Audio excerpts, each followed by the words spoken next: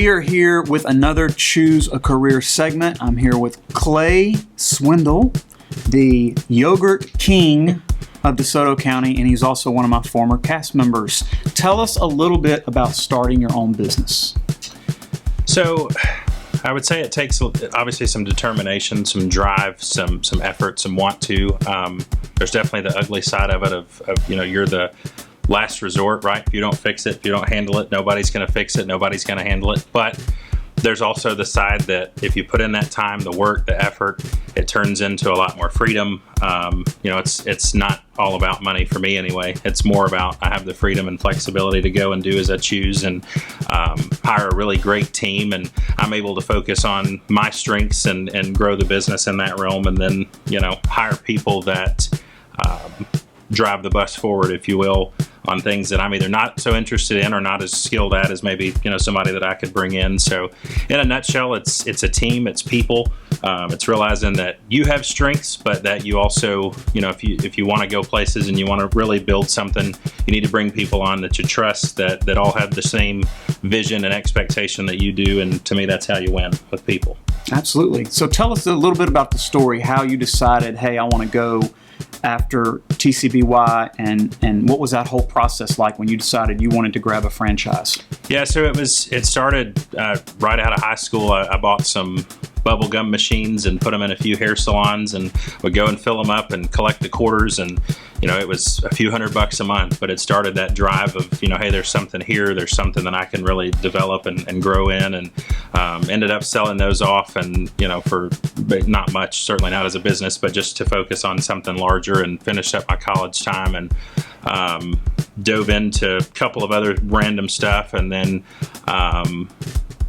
just made the decision that I wanted to go into business for myself. I'd been in the corporate grind for about 7 or 8 years, and it just wasn't the right feel for me, and just knew there was something more. So started looking around, started getting mentors and things like that, and landed on you need to find something existing. It's got some history. It's got some cash flow. Banks like it a lot more when you look at financing deals, if there's some history there to see what the business has done. So started looking around. Actually looked at a sub shop in Memphis, and ended up going a different direction, but one of our mentors knew the guy that had a couple of yogurt shops for sale, and one thing led to another, and we owned a TCBY. COVID hit, and made it through that, and then word gets out that you're in the business now, so people that have been in it a while start to sell and those sorts of things. So all kinds of ways to jump in it, but certainly that was sort of how we did it. Was just acquiring stores, and then we've built a few new ones here and there too. How many stores do you currently own? We have 8 right now, set to close on 9 in Dallas in the next month. Oh wow, yeah. Dallas! So you're branching out. Yeah, we're on a pretty aggressive growth pattern, but our mindset's really to grab stores that are doing well and then sort of build districts around them. So we've got a store in East Tennessee that we're sort of doing that around. We've got a few stores here in the Memphis area, and then we've also got Northwest Arkansas, and then moving into Dallas, and hopefully Nashville from there. So awesome. So for students who might say, hey, I'd love to be an entrepreneur one day, what advice could you give them? Soak it up. Learn everything you can. Learn a lot of what you're interested in, but learn a lot of what you're not interested in.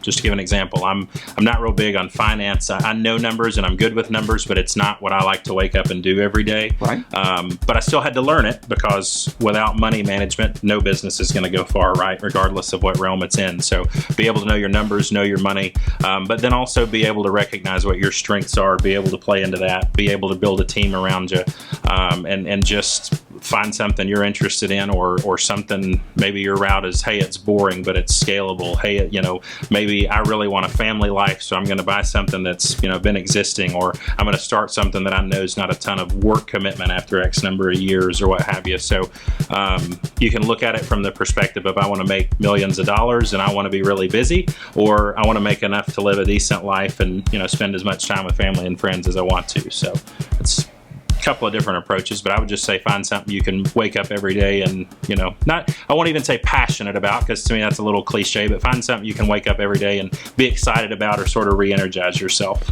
Okay. Educational background, what would you say? What was your education background? So graduated high school 2009, and went to community college.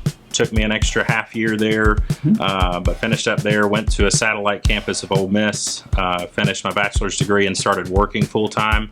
I made that decision to sort of get some real world experience along with my degree. Sure. So that way when I graduated college, I had about 3 years of work experience already, which paid off. Went in and out of banking, internet marketing, workers' comp company.